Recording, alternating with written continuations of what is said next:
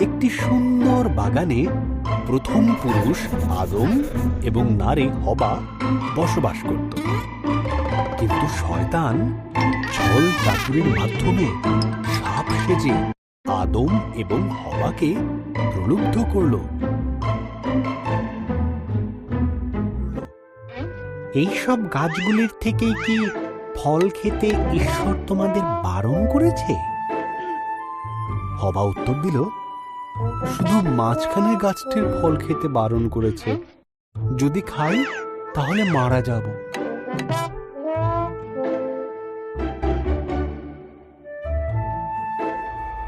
তুমি মারা যাবে না।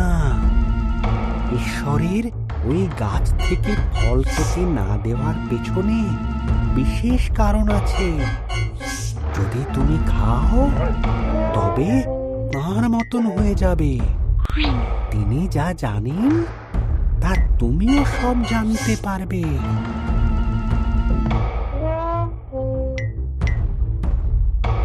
ফলটি খেল। সে তার সঙ্গে আদমকে কিছুটা ফল খেতে দিল। আদমও ফলটি খেল এবং খাবার পরেই তারা এমন কিছু জানতে পারল যা তাদের জানা ছিল না। জানতে পারল যে তারা উলঙ্গ ছিল। তারা পাতার বস্ত্র তৈরি করে নিজেদের লজ্জা ঢাকল।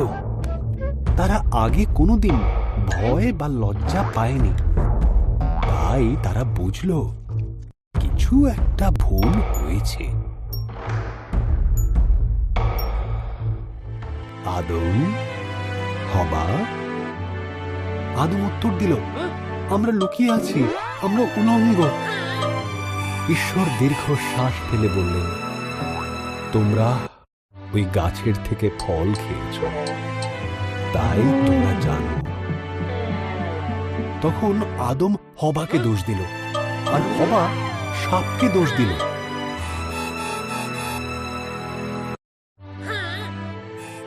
সাপ, তুমি বুকে ভর দিয়ে চলবে।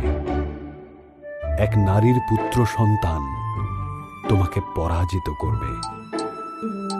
হবা, তুমি কষ্টের সাথে সন্তানের জন্ম দেবে। আদম, তোমাকে খাবার সংগ্রহের জন্য অনেক কষ্ট করতে হবে।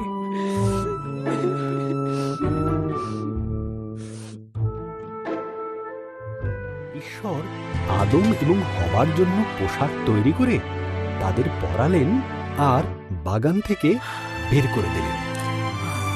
ঈশ্বর এক স্বর্গদূতকে জ্বলন্ত তলোয়ার হাতে দিয়ে সেখানে রাখলেন, যাতে তারা আর ফিরে আসতে না পারে।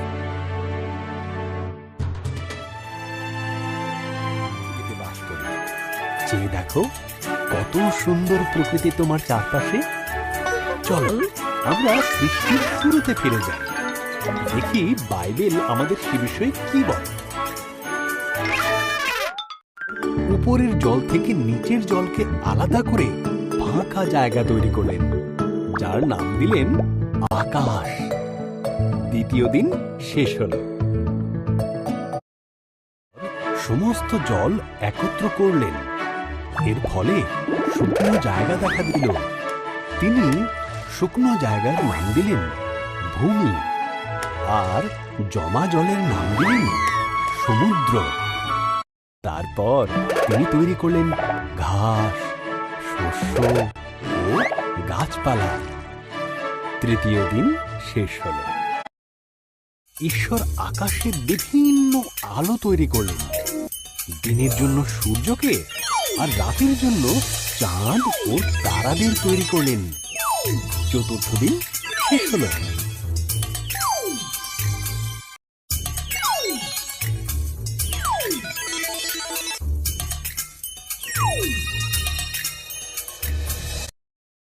সৃষ্টি করলেন জলে সাঁতার কাটার জন্য, আর পাখিদের সৃষ্টি করলেন আকাশে ওড়ার জন্য। তোমাদের সন্তান হোক, তিনি তাদের বললেন, তোমরা বংশবৃদ্ধিতে ও সুরে পৃথিবীকে ভরিয়ে দাও। পঞ্চম দিন শেষ।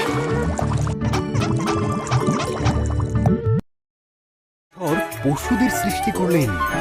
তিনি গৃহপালিত পশু, বন্য পশু ও সরীসৃপ প্রাণী তৈরি করলেন।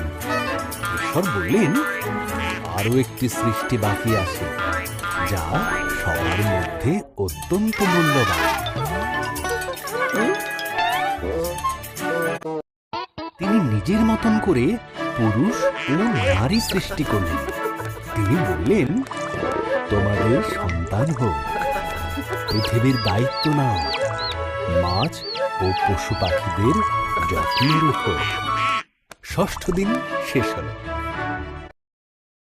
তাঁর সমস্ত সৃষ্টিকে খুব সুন্দর। তিনি বললেন, এই সপ্তম দিনে তিনি বিশ্রামে গেলেন এবং দিনটিকে স্মরণীয় করে রাখলেন। সপ্তম দিন শেষ হল। দেশে বাস করত। ঈশ্বর বললেন, আব্রাহাম, আমি চাই তুমি হারান ছেড়ে অন্য কোথাও যাও। কিন্তু ঈশ্বর আব্রাহামকে কোথায় যেতে হবে তা বলেননি। ঈশ্বর বললেন, আমাকে বিশ্বাস করো।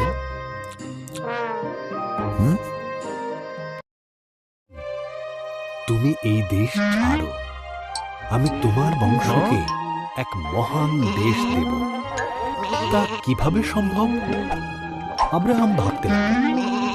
তার স্ত্রী সারার অনেক বয়স হয়েছিল, তাই সে সন্তানের জন্ম দিতে অক্ষম ছিল। কিন্তু ঈশ্বর বললেন, আমাকে বিশ্বাস করো। যেখানে যেতে বলছি সেখানে যাও এবং আকাশের তারাদের থেকেও তোমার বংশধরের সংখ্যা বেশি হবে। তাদের মাধ্যমে সমস্ত পৃথিবী আশীর্বাদ লাভ করবে। আমাকে বিশ্বাস করো। আব্রাহাম ঈশ্বরের প্রতি বিশ্বাস রাখল। সে তার স্ত্রী সারা, ভাইপো লোট সব নিয়ে ঈশ্বরের আদেশ মতো কনান দেশে পৌঁছল।